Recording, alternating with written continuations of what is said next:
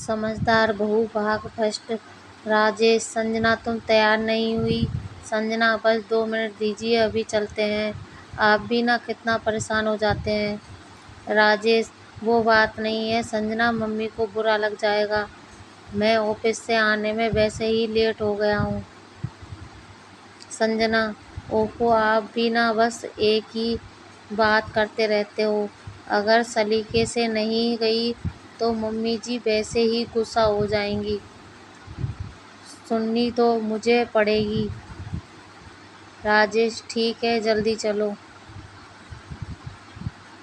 दोनों जल्दी से गाड़ी में बैठकर घर पहुंच जाते हैं। पिंक साड़ी में संजना बहुत सुंदर लग रही थी। घर पहुंचते ही राजेश घंटी बजाता है। सरला जी दरवाजा खोलती हैं। बेटे को सामने देखकर उनकी आंखों में आंसू आ जाते हैं। राजेश उनके पैर छूता है। राजेश, क्या मम्मी आप फिर से इमोशनल हो रही हो? पापा कहाँ हैं? सरला जी, बेटा अभी आ रहे हैं, बाजार से कुछ सामान लेने गए हैं। लो आ गए, पीछे खड़े हैं। मधुसूदन जी को देखकर सरला जी ने कहा। राजेश मुड़कर उनके पैर छुए। राजेश, कैसे हो पापा? मधुसूदन, बेटा मैं बिल्कुल ठीक हूँ, तुम दोनों कैसे हो? पीछे खड़ी संजना यह सब देख रही थी। उसके बाद उसने मम्मी पापा के पैर छुए। पापा ने अपनी बहू को ढेर सारा आशीर्वाद दिया, लेकिन सरला जी से उसे कोई आशीर्वाद नहीं मिला, जिसकी उसे उम्मीद भी नहीं थी। सरला जी को लगता था राजेश को बहला फुसलाकर गुरुग्राम ले गई। नौकरी के बहाने मम्मी पापा से इकलौते बेटे को अलग करने के लिए वे संजना को दोषी मानती थी। मधुसूदन जी, अरे बेटा बैठो, खड़े क्यों हो? सभी ड्राइंग रूम में बैठ जाते हैं। संजना फटाफट किचन में जाकर पानी ले आती है। सभी पानी पीते हैं। मधुसूदन जी, बेटा जॉब कैसी चल रही है? राजेश, बढ़िया पापा, सब मज़े से चल रहा है। सरला जी, क्या मज़े से चल रहा है? देख, आँखों के नीचे काले गड्ढे पड़ गए हैं। यहाँ पास में नौकरी करता था, वहाँ तेरा ध्यान रखने वाला कौन है?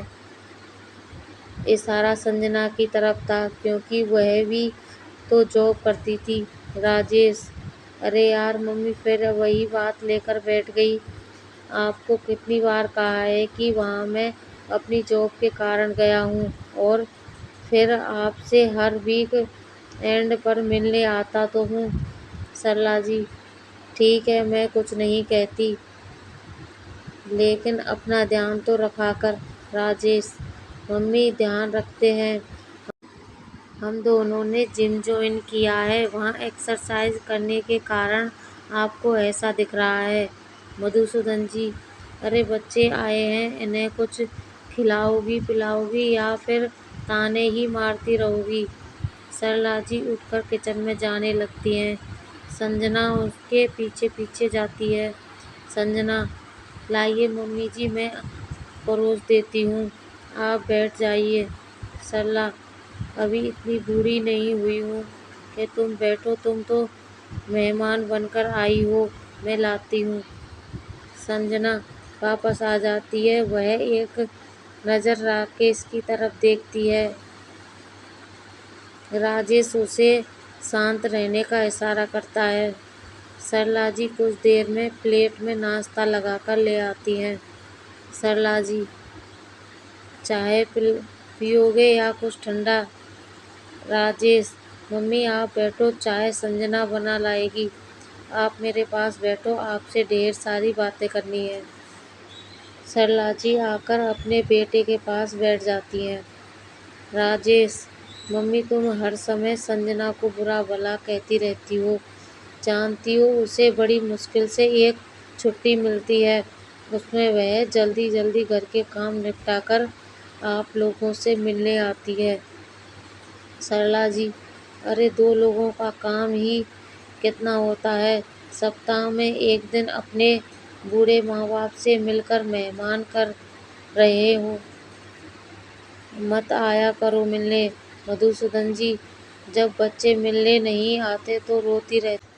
اب ملنے آئے ہیں تو ڈھنگ سے بات کرنے کی بجائے لڑ رہی ہو۔ تبھی سنجنا چائے لے کر آ جاتی ہے۔ اسے دیکھ کر سبھی چپ ہو جاتے ہیں۔ باقی کا دوسرا بھاگ آگے کی کہانی میں آئے گا۔ ایسے ہی چینل سے جڑے رہیے، لائک، سبسکرائب، شیئر کرتے رہیے۔